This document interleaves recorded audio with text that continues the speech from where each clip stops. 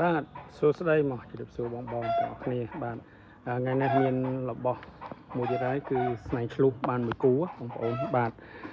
ដែលមានຂະຫນាតលៀនចេញពីអញ្ចាំងហ្នឹងទំហំ44ហ្មងលៀនចេញពីអញ្ចាំងយើងណាបាទពីខាងឫសឈើខាងមុខមកដល់ច្រមុះលៀនចេញ44បាទទំហំຂະຫນាតពិសេសធំស្អាតមើលពេញភ្នែកបងពេលដែលយើងធ្វើអញ្ចាំងបងຂະຫນាតនេះបងបាទហើយចំពោះមុខកាត់35បងកាត់35បងហើយពីខាងក្រោមមកដល់ខាងក្រោមនោះក៏ខ្សែជាងដែរបងក៏ខ្សែជាងដែរ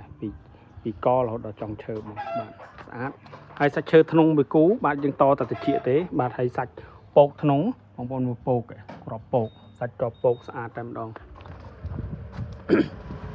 បានមួយគូបាទហើយមេឈើអមដោយមេឈើគាត់ជុំវិញកតែម្ដងបាទ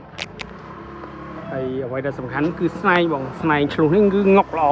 បាទគឺងុកដោះជាខ្នែងបាទដោះជាខ្នែងស្អាតតែម្ដងបាទ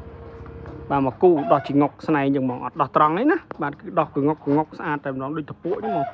ដូចដងសទូចអញ្ចឹងបាទដូចជាផ្លែសទូចស្អាតណា